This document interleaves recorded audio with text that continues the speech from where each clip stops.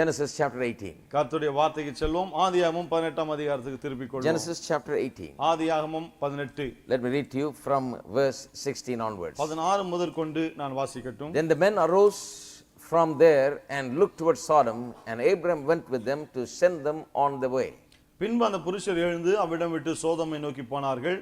ஆபிரகாமும் அவர்களோடு கூட போய் வழி விட்டு அனுப்பினான். And the Lord said, Shall I hide from Abraham what I am doing? Since Abraham shall surely become a great nation, great and mighty nation, and all the nations of the earth shall be blessed in him. அப்பொழுது கர்த்தர் Abraham பெரிய பலத்த ஜாதியாவதனாலும் அவனுக்குள் பூமியில் உள்ள சகல ஜாதிகளும் ஆசீர்வதிக்கப்படுகிறதுனாலும் நான் செய்ய போகிறதை ஆபிரகாமுக்கு மறைப்பேனோ?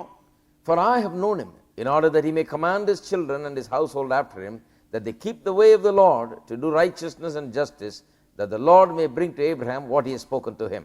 கர்த்தர் ஆபிரகாமுக்கு சொன்னதை நிறைவேற்றும்படியாய் அவன் தன் பிள்ளைகளுக்கும் தனக்கு பின்வரும் தன் வீட்டாருக்கும் நீங்கள் நீதியையும் நியாயத்தையும் செய்து கர்த்தருடைய வழியை காத்து நடவுங்கள் என்று கட்டளையிடுவான் என்பதை அறிந்திருக்கிறேன் என்றார். Been teaching on the subject of marriage and family. திருமணமும் குடும்ப வாழ்க்கை என்பதை குறித்து நாம் போதித்து வருகிறோம். Marriage and family involves a lot of things. திருமணம் குடும்ப வாழ்க்கையிலே பல காரியங்கள் காணப்படுகிறது. So we've been dealing with many aspects of marriage and family. ஆகவே இந்த திருமணம் குடும்ப வாழ்க்கை குறித்து பல அம்சங்களை நாம் பார்த்து வருகிறோம். Now we're dealing with the husbands. ஆல இப்போது கணவன்மார்களை குறித்து பார்த்து கொண்டிருக்கிறோம். We've already dealt with the ladies, with the wife. ஏற்கனவே ஸ்திரீகளை குறித்து மனைவிமார்களை குறித்து பார்த்து விட்டோம். Now we're dealing with the husbands. இப்போது கணவன்மார்களை பார்த்து கொண்டிருக்கிறோம். And once again we are dealing with God's principles as laid out in the scriptures. அதாவது இதுல என்ன பார்க்கிறோம்? தேவனுடைய வார்த்தையிலே காணப்படுகிற தேவனுடைய கோட்பாடுகளை பார்த்து கொண்டிருக்கிறோம். And as you look into the scripture, one of the most important thing that is available to us as information for husbands is this. வேதத்துல பார்க்கும்போது கணவன்மார்களை குறித்து நமக்கு கிடைக்கிற முக்கியமான ஒரு காரியம் என்னவென்றால், because Paul refers to it in 1 Timothy chapter 2. என்ன 1 தீமோத்தேயு 2ஆம் அதிகாரத்திலே பவுல் அதை குறிப்பிடுகிறார். I've already talked about it a couple of weeks ago. ஏற்கனவே 2-3 வாரங்களுக்கு முன்னாடி அதை பேசினேன். He said that man was made first. என்ன சொல்கிறார் அவர்? ஆண் தான் முதலாவது உண்டாக்கப்பட்டான். Then the woman. பிறகு பெண் உண்டாக்கப்பட்டாள். That doesn't mean that man is superior to the woman. இதனால ஆண் தான் பெரியவன் என்று அப்படி கிடையாது. No, that doesn't mean that the man is the boss and the woman is a servant. அதாவது இந்த ஆண் தான் ஒரு பாஸ் போல பெண் வேலைக்காரி போல என்று அப்படி கிடையாது. No, the Bible never teaches such things. வேதம் அப்படிப்பட்ட காரியங்களை போதிக்கிறதே இல்லை. Some people imagine that it is teaching these things. சிலர் இது இந்த வசனம் இப்படி எல்லாம் போதிக்கிறது அவங்களே கற்பனை பண்ணுகிறார்கள். But it is not. ஆனால் அது அப்படி அல்ல. What it is saying is that since the fact that man was made first is important, we need to notice why it is important. ஆண் முதலாவது உண்டாக்கப்பட்டான் என்பது முக்கியம். ஆகவே ஏன் அது முக்கியம் என்பதை நாம் கவனிக்க வேண்டும். It is not an indication of superiority. ஏதோ அவன் மேலானவன் என்று அந்த காரியம் கிடையாது. It seems like that God made man first and gave him all the instructions that were to be given about life on earth. தேவன் ஆணை முதலாவது உண்டாக்கிவிட்டு இந்த பூமியிலே அவன் வாழ வேண்டிய வாழ்க்கை குறித்து எல்லா அறிவுரைகளையும் அவனுக்கு தான் சொன்னார் என்று தெரிய வருகிறது. And then it is from him that the woman learned. பிறகு அவனிடத்திலிருந்து தான் அந்த பெண் கற்றுக்கொண்டாள். Now therefore the job of the man, the first and the foremost responsibility of the man in the family is that he must be a great teacher of the things of God. ஆகவே குடும்பத்திலே இந்த ஆணுடைய முதலும் பிரதானமான காரியம் என்னவென்று சொன்னால் தேவனுடைய காரியங்களை குடும்பத்துக்கு அவன் போதிக்க கூடியவனாய் இருக்க வேண்டும். Now that is supported by various passages. இதை பல்வேறு பகுதியிலே நாம் ஆதாரங்களாய் பார்க்க முடியும். And the passage that I just read to you about Abraham is one terrific passage about that. Abraham குறித்து வாசித்த இந்த பகுதி அதை குறித்து சொல்லுகிற ஒரு பகுதி. Now God is going to destroy Sodom and Gomorrah. தேவன் சோதோம் கோமோராவை அழிக்க போகிறார். Their wickedness has exceeded all limits. அந்த பொல்லாப்பு எல்லை மீறி போய் விட்டது. And so he's going to destroy the cities, but he wants to share something with Abraham about that. ஆகவே அந்த பட்டணங்களை அழிக்க போகிறார். அதற்கு முன்பதாக அதை குறித்து ஆபிரகாமோடு சில விஷயங்களை பகிர்ந்து கொள்ள விரும்புகிறார். He says, I don't want to hide from Abraham what I'm going to do. அவர் சொல்லுகிறார், நான் செய்ய போகிறதை ஆபிரகாமுக்கு நான் மறைக்க விரும்பவில்லை. Many people go as far as only saying that well, Abraham was a friend of God, so he didn't want to hide anything from him. He wanted to disclose everything that he did. பலர் இதை வாசித்துவிட்டு என்ன சொல்லுகிறார்கள்? தேவன் Abraham தேவனுடைய சிநேகிதனா இருந்தபடினால தான் நான் செய்ய போகிற எந்த ஒரு விஷயத்தையும் ஆபிரகாமுக்கு நான் மறைக்க மாட்டேன் என்று கர்த்தர் சொல்கிறார் என்று அப்படி சொல்லுகிறார்கள். It is not only friendship, there is something more there of a reason as to why God disclosed this matter to Abraham. நட்பின் அடிப்படையில் மட்டும் தேவன் அதை அவனுக்கு எடுத்து சொல்லவில்லை, அதற்கும் மேலாக இன்னொரு காரணமும் இருக்கிறது. And that is stated in verse 18 and 19. அது 18-19 வசனங்களிலே சொல்லப்பட்டிருக்கிறது. And verse 18 says, Abraham shall surely become a great and mighty nation. 17 என்ன சொல்லுகிறது? ஆபிரகாம் பெரிய பலத்த ஜாதியாக போகிறான் என்கிறது. And all the nations of the earth shall be blessed in him. அவனுக்குள் பூமியில் உள்ள சகல ஜாதிகளும் ஆசீர்வதிக்கப்படும். So this man is going to be a source of blessing to many nations. ஆகவே இவன் பல தேசங்களுக்கு ஆசீர்வாதமாய் திகழ போகிறவன். How?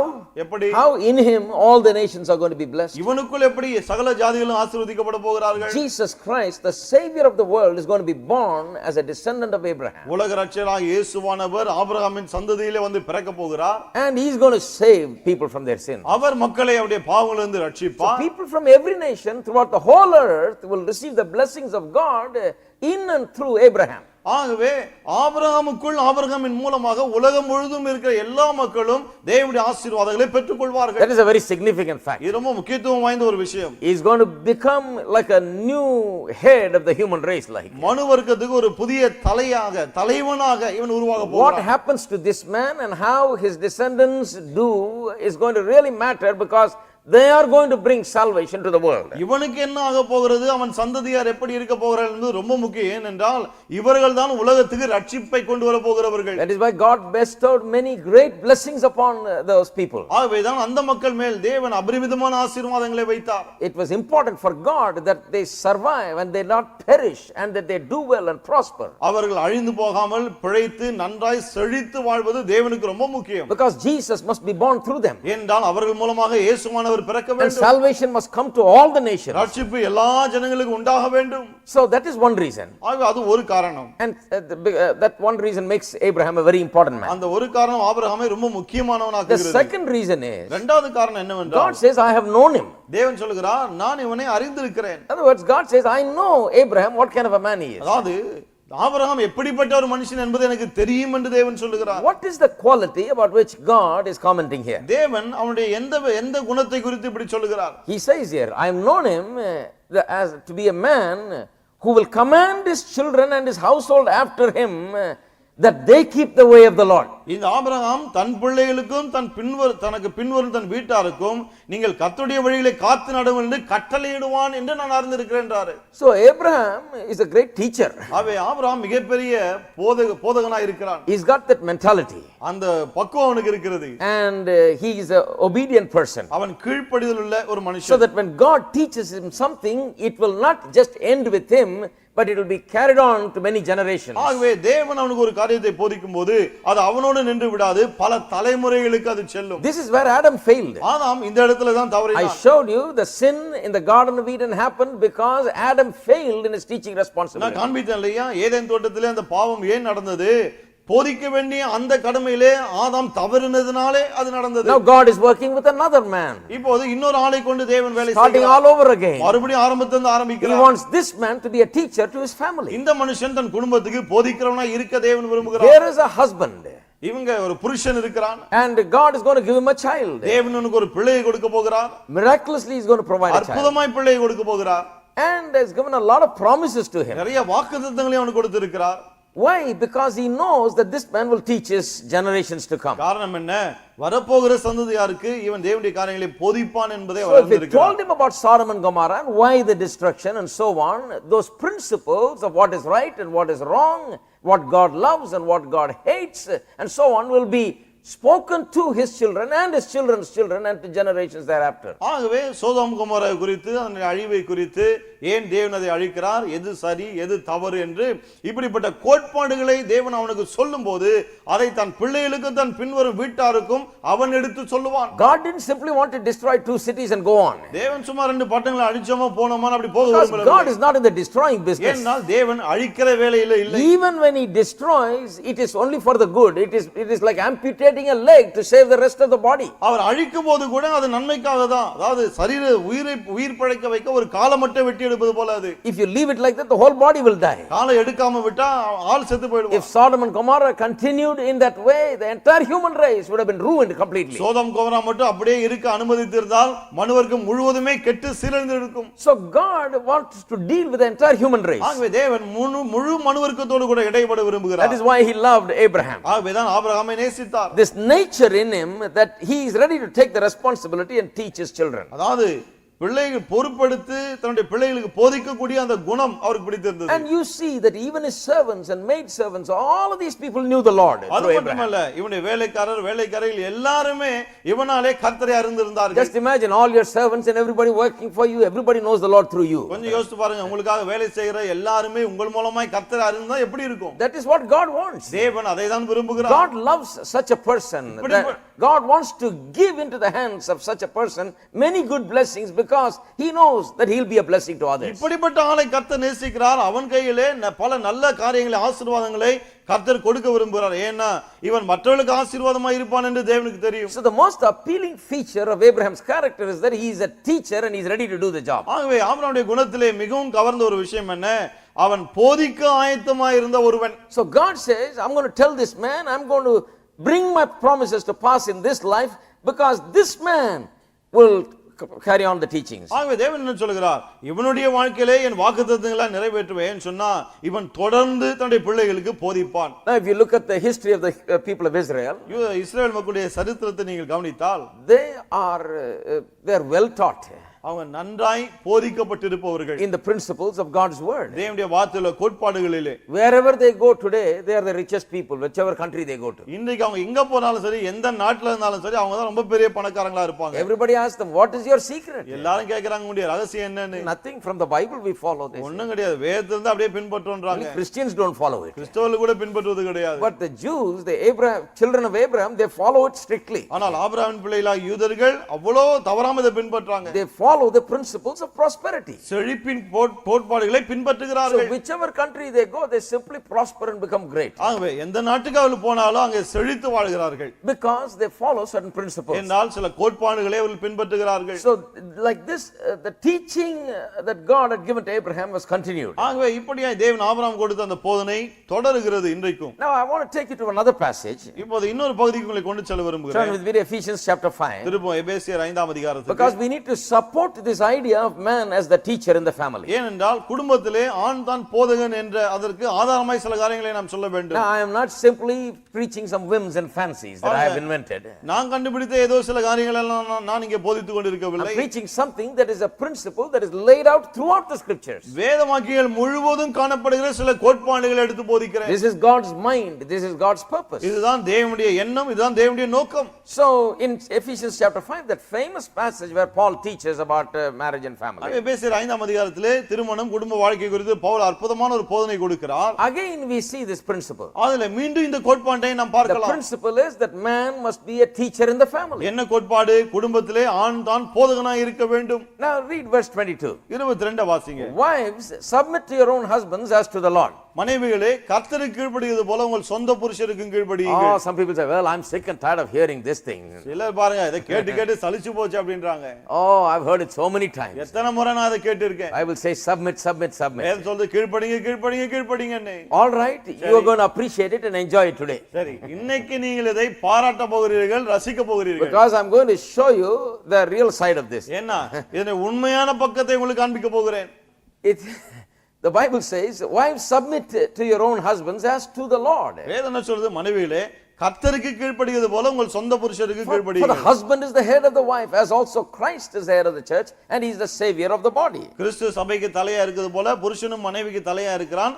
அவரே சரீரத்துக்கு ரட்சகரா இருக்கிறார். Once again people say, well, not only this submission business, but what is this about him being the head? மறுபடியும் பாருங்க, கீழ்ப்படிந்து ஒரு பக்கம் அவரே தலையா இருக்காருன்னு சொல்லுது என்னது அப்படின்றாங்க. But I want you to look at the Bible really. ஆனா வேதத்தை கொஞ்சம் நல்லா கவனியுங்கள். The husband is the head of the wife, as also in the same way that Christ is the head of the church. அது கிறிஸ்து எப்படி சபைக்கு தலையா இருக்கிறாரோ அதே போல அதே விதமாய் கணவன் மனைவிக்கு தலையா இருக்கிறான். Now the whole burden sits on the husband now. இப்ப பாரம் எல்லாம் கணவன் மேல வந்து விழுது. You can't just be the head. All the husbands are going around saying, I'm the head. Remember, I'm the head. எல்லா புருஷங்களும் பாருங்க, ஞாபகம் மறந்துடாத நான் தான் தலை, அதையே சொல்லிட்டு இருக்காங்க. Don't forget, I'm the head. மறந்துடாத நான் தான் தலை. Now let's complete the sentence. Don't just stop halfway through. பாருங்க, பாதியிலே நின்ற கூடாது, முழு வாக்கியத்தையும் சொல்லுங்கள். I want to show you that you are not just a head in the sense that you are the boss. You are the head as Christ is the head of the church. அது தலைன்னு சொல்லும்போது முதலாளி போல கிடையாது. எப்படி சொல்லுகிறது? கிறிஸ்து சபைக்கு தலையா இருக்கிறது போல நீங்கள் மனைவிக்கு தலையா So இருக்கிறீர்கள். you are to say that husband is the head is wrong. To say that husband is the head as Christ is the head of the church. That is the complete ஆகவே picture. புருஷன் மனைவிக்கு தலையா இருக்கான்னு அப்படி சொன்னா அது தவறு. கிறிஸ்து சபைக்கு தலையா இருக்கிறது போல புருஷன் மனைவிக்கு தலையா இருக்கான்னு சொல்வதுதான் சரி. So in order for a husband to fulfill his responsibility and role as a husband properly, ஆகவே ஒரு கணவனாக தன்னுடைய கடமைகளை பொறுப்புகளை சரியான விதத்திலே நிறைவேற்றுவதற்கு he must learn how Christ is the head of the church. கிறிஸ்து எப்படி சபைக்கு தலையா இருக்கிறார் என்பதை அவன் கற்றுக்கொள்ள வேண்டும். So that he can be the head of the wife. அப்பொழுதுதான் அவன் மனைவிக்கு தலையா இருக்க முடியும். Because he cannot simply be the head in the way he thinks and all men think that they are the head. He can only be the head in the way that Christ is the head of the church. அதாவது புருஷன் கிறிஸ்து எப்படி சபைக்கு தலையா இருக்கிறாரோ அது போலதான் இருக்க வேண்டுமே தவிர தலை என்றால் என்னவென்று இவன் நினைத்துக் கொண்டிருக்கிறானோ அல்லது மற்ற ஆண்கள் எல்லாம் என்ன நினைக்கிறார்களோ அந்த விதத்திலே மனைவிக்கு இவன் தலையா இருக்க கூடாது. So we're going to work on the head today. ஆகவே இன்னைக்கு தலையில கொஞ்சம் வேலை செய்ய போறோம். You know, on what you're thinking. அதாவது நீங்க என்ன எண்ணுகிறீர்களோ அதை குறித்து. Sometimes we read the Bible incompletely and think, well, Bible says we are the head. சில சமயத்துல பைபிளை சரியா வாசிக்காம நான் தலைன்னு வேதம் சொல்லிருது The அப்படின்ற. Bible doesn't say you are the head. நீங்க தலைன்னு வேதம் சொல்லல. So you apply your head today properly and think about it in the right way. ஆகவே இன்னைக்கு நல்ல தலையை பயன்படுத்தி சரியா சிந்திங்க. The Bible says you are the head as Christ is the head. அது கிறிஸ்து தலையா இருக்கிறது போல நீங்களும் தலையா இருக்கிறீர்கள். Now have you understood how Christ is the head? கிறிஸ்து எப்படி தலையா இருக்கிறார் அது உங்களுக்கு விளங்கி In இருக்கிறதா? order for a person to understand how Christ is the head, that person must first get this salvation through Christ. கிறிஸ்து எப்படி தலையா இருக்கிறார் என்பதை ஒருவன் விளங்கிக் கொள்ள வேண்டுமானால் முதலாவது ரட்சிப்பை அவன் சரியாய் பெற்றிருக்க வேண்டும். Because only when you are born again and when you know the Lord as your Savior and Lord, you live under the head and you learn what kind of a head He is. ஏனென்றால் நீங்கள் மறுபடியும் பிறந்து இயேசுவை ஆண்டவராய் இரட்சகராய் ஏற்றுக்கொண்டிருந்து அந்த தலைக்கு கீழே நீங்கள் வாழ்ந்தால்தான் அந்த தலை எப்படிப்பட்ட தலை என்பதை நீங்கள் அறிய முடியும். Do you know Christ as your head? கிறிஸ்துவை உங்கள் தலையாக நீங்கள் அறிந்திருக்கிறீர்களா? The Bible says He is the head of the church. வேதம் சொல்லுகிறது அவர் சபைக்கு தலை என்று. Doesn't mean that He is the head of this institution or the organization or this entity as such. அதாவது ஒரு ஸ்தாபனம் சபை என்கிற ஒரு ஸ்தாபனம் அல்லது சபை என்கிற நிறுவனத்துக்கு அவர் தலைவர் என்று அப்படி கிடையாது. No, God is not about organizations and institutions. தேவன் ஸ்தாபனம் நிறுவனம் இதெல்லாம் நிறுவற வேலை இல்லை. Men are very interested in that. ஆண்கள் தான் அதுல ரொம்ப தீவிரமா இருக்காங்க. They want to be the bishop and they want to be the head and they want to be this and that. நான் பிஷப்பா இருக்கணும் இந்த தலையா இருக்கணும் அந்த தலைவரா இருக்கணும்னு விரும்புறாங்க. God is not interested in all that. தேவனுக்கு அதுல எல்லாம் ஆர்வமே கிடையாது. God is interested in you. தேவன் உங்களிலே ஆர்வமா இருக்கிறார். The church is you. சபை என்பது நீங்கள்தான். Church is not a building or an organization, it's you as a சபை person. என்பது ஒரு கட்டிடமோ ஒரு ஸ்தாபனமோ அல்ல, நபர்களாகிய நீங்கள்தான். God's church is built by people as living stones, the Bible says. வேதம் சொல்லுது தேவனுடைய சபை ஜீவனுள்ள கற்களாகிய மக்களை கொண்டு கட்டப்படுகிறது. We have gotten the idea that it's an organization and paid too much attention to it and left out the living stones. பாருங்க இதை ஒரு ஸ்தாபனம் என்று நாம் நினைச்சு அதுல அதிகம் கவனம் செலுத்தி விட்டு ஜீவனுள்ள கற்களை விட்டுட்டோம். So it's rotting now. அதுதான் கெட்டு அழிந்து கொண்டிருக்கிறது. So now we have to pay attention to the real part of the thing that makes the church. ஆகவே சபை என்றால் என்னவோ அதிலே நாம் கவனம் செலுத்த So வேண்டும். you and I are the church. ஆகவே நீங்களும் நானும் தான் சபை. Christ is your head, Christ is my head. கிறிஸ்து தான் உங்களுடைய தலை, கிறிஸ்து தான் எனக்கும் தலை. Have you experienced him as your head? உங்களுடைய தலையாக கிறிஸ்துவை நீங்கள் அனுபவித்ததுண்டா? Have you lived under that headship or the rulership or the leadership of Christ? கிறிஸ்துவுடைய தலைமையின் கீழே அல்லது கிறிஸ்துவுடைய ஆளுகையின் கீழே நீங்கள் வாழ்ந்தது உண்டா? Now, do you know what it is to live in that way? அப்படிப்பட்ட விதத்திலே வாழ்வதென்றால் என்னவென்று தெரியுமா உங்களுக்கு? To do that you need to be born again and belong to a group of people like this that worship God and live under the leadership of Christ in that way. அப்படி இருக்க வேண்டுமானால் முதலாவது இப்படி நீங்கள் மறுபடியும் பிறந்து இந்த விதத்திலே கிறிஸ்துவை ஏற்றுக்கொண்டு அவருடைய ஆளுகையின் கீழே நீங்கள் இருக்க வேண்டும். You have to really experience his headship. அவருடைய தலைமை அவருடைய தலைமையை நீங்கள் உண்மையை அனுபவித்திருக்க வேண்டும். Then it says wives submit. பிறகு சொல்லுகிறது மனைவிகள் கீழ்ப்படிய வேண்டும் என்று. Now a lot of people say wives submit, that they stop there. நிறைய பேர் மனைவி கீழ்ப்படியணும் என்று அதோடு நிறுத்திடுறாங்க. No. கிடையாது. The Bible says wives submit to your own husbands as to the Lord. பாருங்க வேதம் சொல்லுது மனைவிகளே கர்த்தருக்கு கீழ்ப்படிவது போல உங்கள் சொந்த புருஷருக்கு கீழ்ப்படியுங்கள். It doesn't say wives submit. மனைவிகளே கீழ்ப்படியுங்கள்னு சொல்லல. It says wives submit as unto the Lord. கர்த்தருக்கு கீழ்ப்படிகிறது போல உங்கள் சொந்த புருஷருக்கு கீழ்ப்படியுங்கள். Submission is yielding to another person's authority. கீழ்ப்படிதல்னா என்ன? இன்னொருடைய அதிகாரத்துக்கு நம்ம இணங்கி இன்னொருடைய அதிகாரத்துக்கு இணங்குவது. Submission means to submit another's authority to become your dictating factor. அதாவது கீழ்ப்படிதல்னா என்ன? இன்னொருவருக்கு இணங்கி அவர் சொல்வதை நான் செய்கிறேன் என்று நீங்கள் ஒப்புக்கொள்வது. Now submission is 100% the choice of the wife. It has nothing to do with the husband. ஆகவே கீழ்ப்படிதல் என்பது 100% மனைவியை தான் சார்ந்தது தவிர புருஷனை சார்ந்ததல்ல. Now if a husband has to make a wife submit, then he does not deserve her submission. அதாவது ஒரு கணவன் தன்னுடைய மனைவியை கீழ்ப்படிய வைக்கிறான்னு சொன்னா பிறகு அவன் கீழ்ப்படிதலுக்கு அவன் தகுதியே கிடையாதுன்னு அர்த்தம். Some people by force and fear they cause the wife to submit. சிலர் மனைவியை அடிச்சு உதைச்சி கீழ்ப்படிய வைக்கிறாங்க. That is not submission. அதல்ல கீழ்ப்படிதல். She obeys because of fear. பயந்து தான் மனைவி கீழ்ப்படிக்கிறா. Submission is something that happens by choice. இப்படி கீழ்ப்படிதல் என்பது அவர்களே விரும்பி செய்ய வேண்டிய ஒன்று. And it also happens as a thing of pleasure. She takes pleasure in doing that. அப்படி கீழ்ப்படிவது அது மட்டும் அல்ல, இன்பத்தோடு கூட மகிழ்ச்சியோடு அவள் கீழ்ப்படிய வேண்டும். And when will that happen? அது எப்போது நடக்கும்? When the husband is like the Lord, submission is no problem. Is like the Lord. When the husband is like the Lord, like Christ. கணவன் கிறிஸ்துவை போல ஆண்டவரை போல இருக்கும்போது இவள் அவனுக்கு கீழ்ப்படிவது சுலபமாய் இருக்கும். Only a wife who is married to a man who is like the Lord Jesus Christ can truly submit. கர்த்தராகி ஆண்டவராகி இயேசு கிறிஸ்துவை போல இருக்கிற ஒரு ஆள் அவள் திருமணம் செய்து கொண்டு இருந்தால்தான் உண்மையிலே அவளால் அவனுக்கு கீழ்ப்படிய முடியும். She needs to see the Lord Jesus Christ in her husband. அது தன்னுடைய கணவனிலே கர்த்தராகி இயேசுவை அவள் காண வேண்டும். Hello. The ladies are wanting to say amen. But that's the truth. That's what the Bible is saying. அதுதான் நிஜம். வேதம் அதை தான் சொல்லுகிறது. Now, how many of you submit to the Lord? எத்தனை பேர் கர்த்தருக்கு கீழ்ப்படிகிறீர்கள்? Do you submit to the Lord? கர்த்தருக்கு கீழ்ப்படிறீங்களா? Do you submit? கீழ்ப்படிறீங்களா? Are you hesitating? You don't submit to the Lord? தயக்கமா? Do கீழ்ப்படிறீங்களா? you submit to the Lord? கர்த்தருக்கு கீழ்ப்படிறீங்களா? Are you gladly submitting to the Lord? சந்தோஷமா கீழ்ப்படிகிறீங்களா? Why do you submit to the Lord? ஏன் கர்த்தருக்கு கீழ்ப்படிறீங்க? Because you've experienced his love. என்னோட அன்பை நீங்கள் அனுபவித்திருக்கிறீர்கள். You're ready to do whatever he says. அவர் என்ன சொன்னாலும் செய்ய ஆயத்தம். Isn't that right? இல்லையா? That is why you come to church. ஆகவே தான் சபைக்கு வருகிறீர்கள். You don't come to church because you're forced by me or made to fear. நான் உங்களை நிர்பந்திக்கிறனாலோ அல்லது என்ன பார்த்து பயந்தோ நீங்க சபைக்கு வருவது கிடையாது. Right? I hope not. I've not made anybody to fear. யாரையும் நான் பயங்காட்டி வைக்கல. I never told you that if you didn't come to church you'll go to hell. நீங்க கோயிலுக்கு வரலனா நரகம் தான் சொல்லல யாரும். Never ever told you that. ஒருபோதும் அப்படி சொன்னதே கிடையாது. No. கிடையாது. Why do you come then? பிறகு ஏன் வருகிறீர்கள்? Why do you come even on a rainy day, on a difficult day? மழை பெய்யற நாள்ல கஷ்டமான நாள்ல கூட ஏன் வர்றீங்க? On a Tuesday night, people think, why do you go to church on Tuesday night? But you're here. செவ்வாய்க்கிழமை ராத்திரியா அன்னைக்கு எதுக்கு கோயிலுக்கு நிறைய பேர் கேக்குறாங்க. ஆனா நீங்க வந்திருக்கீங்க. Why do you come? ஏன் வந்திருக்கிறீர்கள்? And why do you sit through this thing nearly 2 hours? ஏன் ஏறக்குறைய 2 மணி நேரம் இங்க வந்து உட்கார்ந்து இருக்கிறீர்கள்? Why? ஏன்? Because you love him. என்னால் அவரை நீங்கள் நேசிக்கிறீர்கள். You will do anything for him. அவருக்காக என்ன வேண்டுமானாலும் செய்வீர்கள். Isn't that right? இல்லையா? I came to serve the Lord.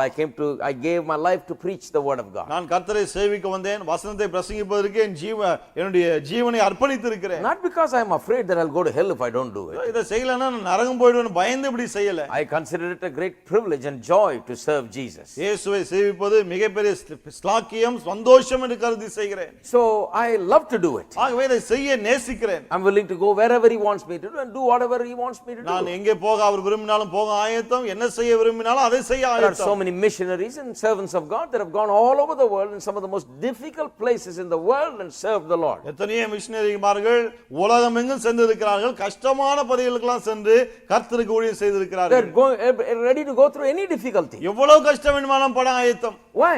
ஏன்? Because of the love of Jesus. ஏனால் இயேசுவின் மேல் உள்ள அந்த அன்பு. There are many people that come here to church, they get beaten in their home for coming to church. இங்க பல சபைக்கு வருகிறார்கள்.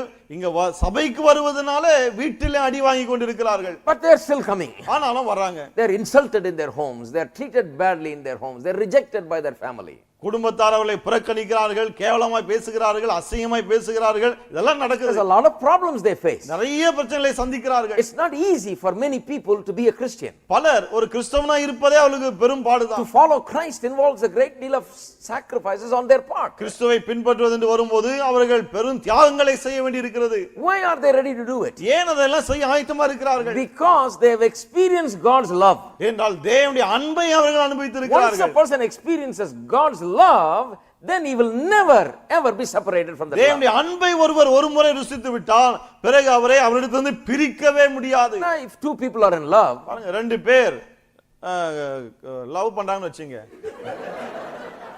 உடனே ஸ்டக் ஆயிடுறாரு.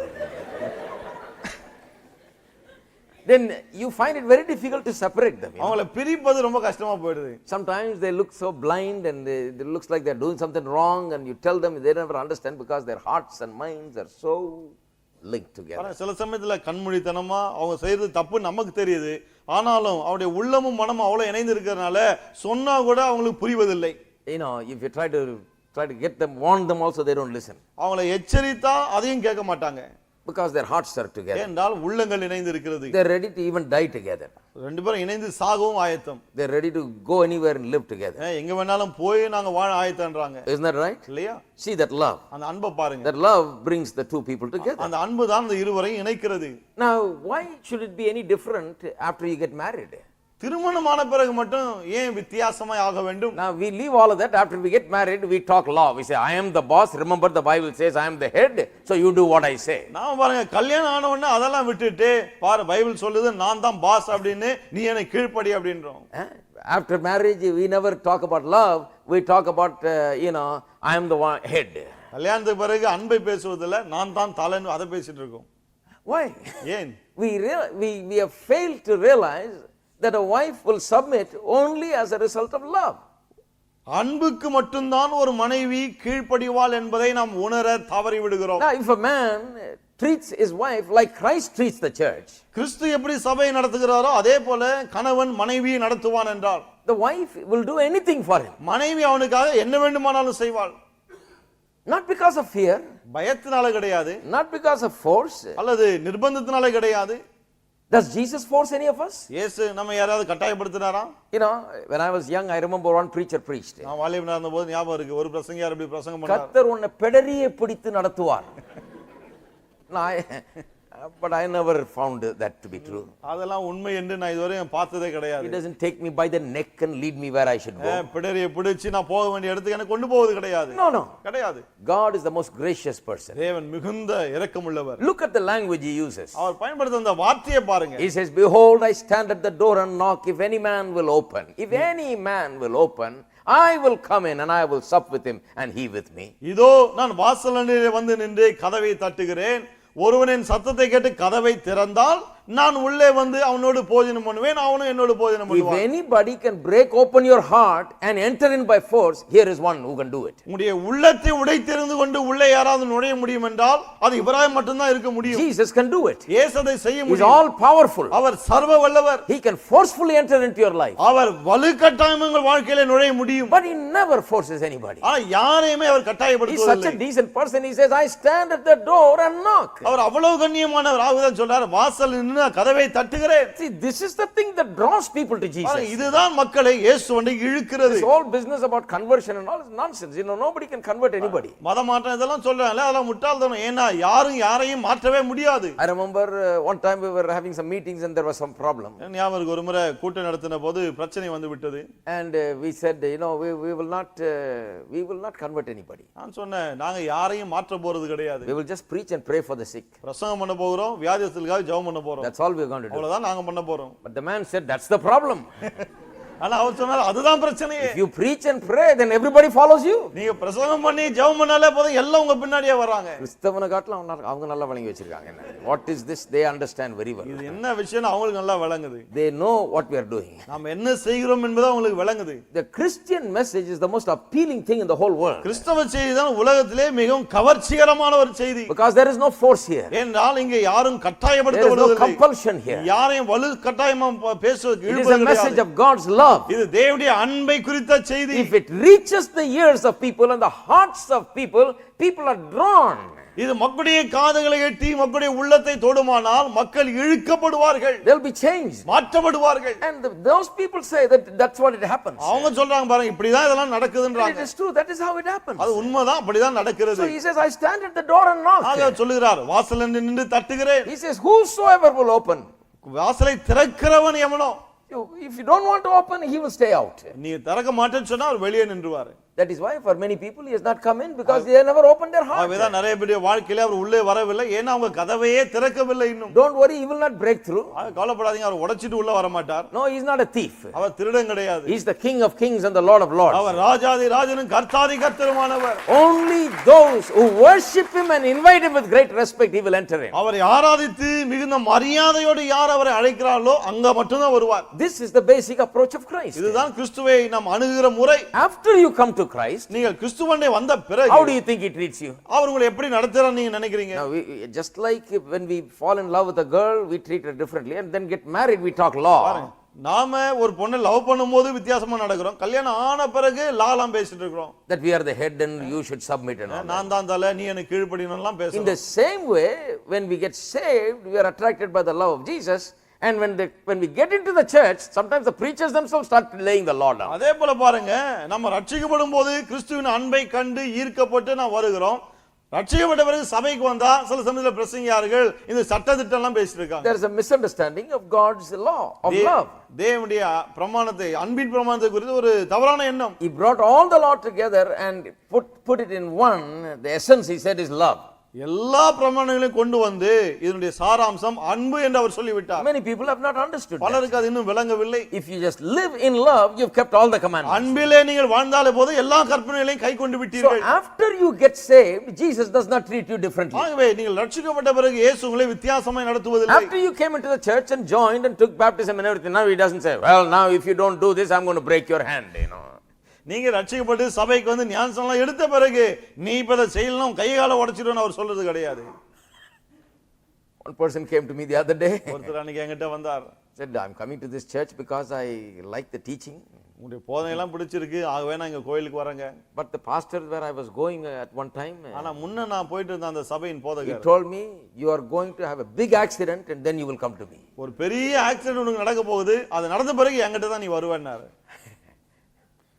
Surprising to me how they talk like that. ஆச்சரியமா இருக்கு பாருங்க, இப்படி எல்லாம் பேசுறாங்க. You know, out of some kind of a ill feeling they talk like that, I guess. ஏதோ ஒரு விதமான ஒரு மன தாங்கல் போல இப்படி எல்லாம் பேசுறாங்க. Now, that is the way that sometimes we treat the church people. சில சமயத்துல விசுவாசிகளை நம்ம இப்படி நடத்தி விடுகிறோம். Would you like to have your church people have an accident? உங்க சபை மக்களுக்கு இப்படி எல்லாம் ஆக்சிடென்ட் ஆகணுமா? No, no, no.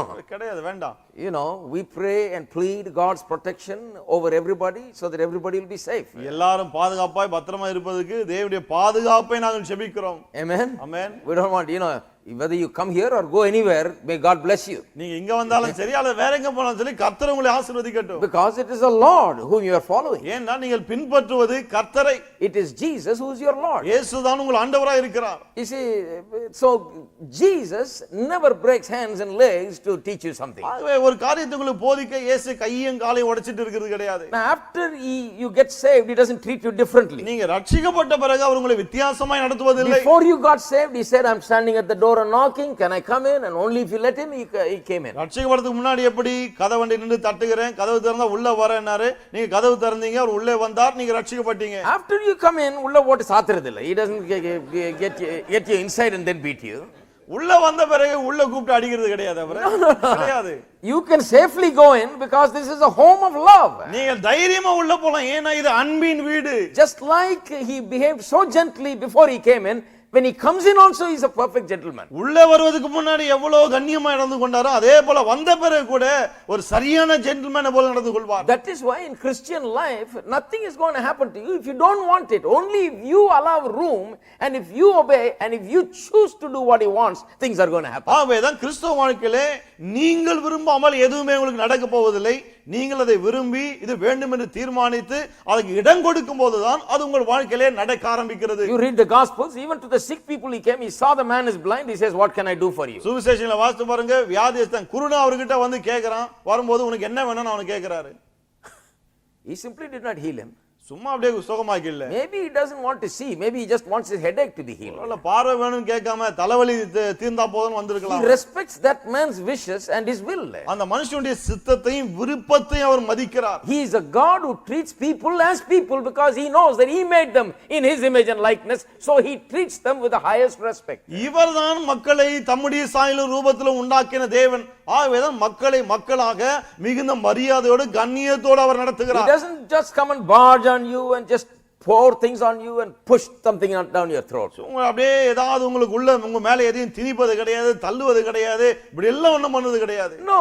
கிடையாது. He just comes and says, what can I do for you? அவர் வந்து கேக்குறார், உனக்கு நான் என்ன செய்ய Do வேண்டும்? you want to be made well? நீ சுகமாக வேண்டுமா? What is it that you want? உனக்கு என்ன வேண்டும்? This is Jesus. இதுதான் இயேசு. And after he comes in also, that's the way he our is. உள்ளே வந்த பிறகு கூட அப்படியே தான் இருக்கிறார். He doesn't forcefully cause you to do this and that. அவர் பலவந்தம் பண்ணி உங்களை இதையும் அதையும் செய்ய வைப்பது கிடையாது. That is why I say that you must truly experience Jesus through being born again and through living for him. ஆகவே தான் மறுபடியும் பிறப்பதன் மூலமாய் இயேசுவுக்காய் வாழ்வதன் மூலமாய் இயேசுவை மெய்யாகவே நீங்கள் அனுபவிக்க வேண்டும் என்று. Then you will understand what it is to have Christ as the head. அதன் பிறகுதான் கிறிஸ்து தலையா இருக்கிறார் என்றால் என்ன என்பதை நீங்கள் விளங்கிக் கொள்வீர்கள். I love Christ as my head. நான் கிறிஸ்துவை என்னுடைய தலையாய் அன்பு கூறுகிறேன். He never forces me to do anything. அவர் எதையும் என்னை செய்ய வைக்க நிர்பந்திப்பதில்லை. But he has been so good to me that I am ready to do whatever he wants. ஆனால் அவர் எனக்கு மிகவும் நல்லவராய் இருக்கிறபடினாலே அவர் என்ன செய்ய விரும்பினாலும் நான் அதை செய்ய ஆயத்தமா I am இருக்கிறேன். ready to please him in any way that he wants me to. நான் எந்த விதத்தில் அவரை பிரியப்படுத்த அவர் விரும்பினாலும் அப்படி செய்ய நான் ஆயத்தம்.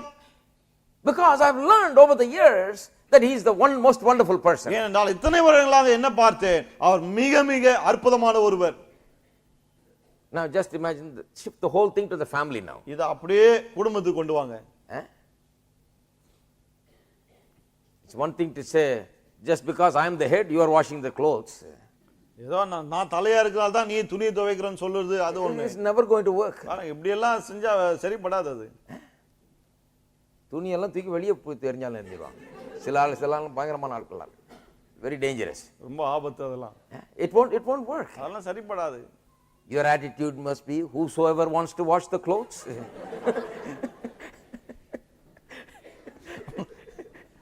உங்களுடைய என்ன எப்படி இருக்கணும், யாராகிலும் என் துணியை துவைக்க விரும்பினால், Behold, I am knocking and asking.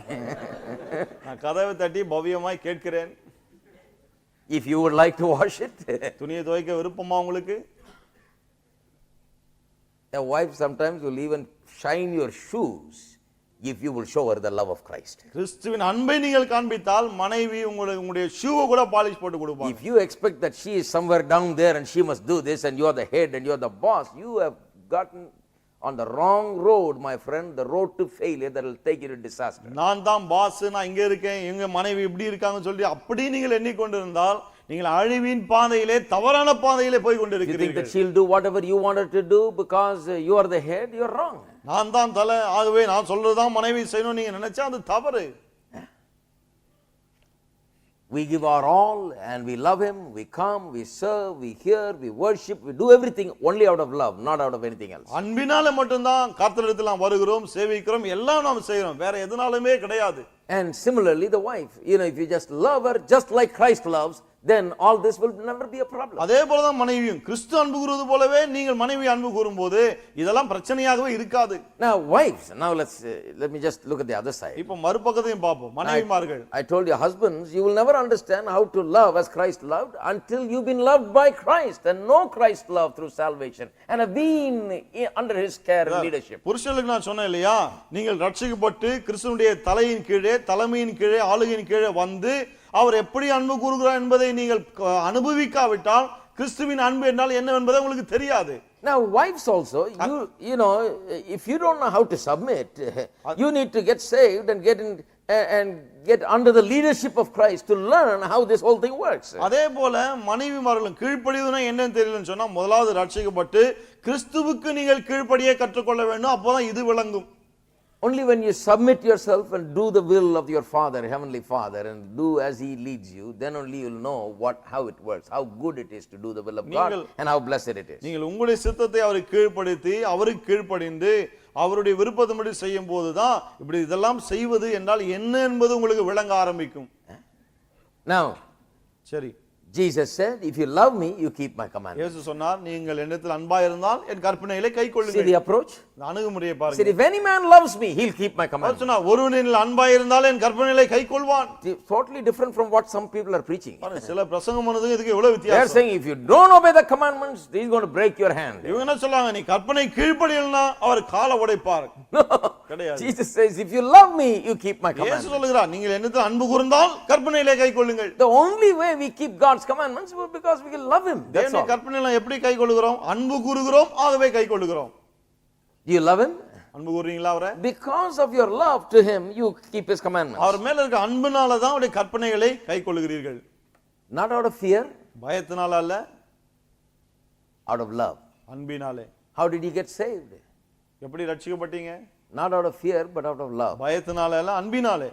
Christian message is a message of love. கிறிஸ்தவ செய்தி அன்பின் செய்தி. Some people get saved, I think, like fire insurance, taking out fire insurance. சிலர் ரட்சிக்கப்படுறது ஃபயர் இன்சூரன்ஸ் எடுக்கிறது போல. They only thing they've heard is they're going to go to hell if they didn't get saved. அதாவது ரட்சிக்கப்படலனா நரகத்துக்கு போவன்றதை மட்டும் தான் கேட்டிருக்காங்க. So they just want to make sure that they're out of hell. ஆகவே நரகத்துக்கு போயிட கூடாதுல குறியா இருந்து ரட்சிக்கப்பட்டாங்க. But they don't know the love of Christ, and so the whole life on earth is hell.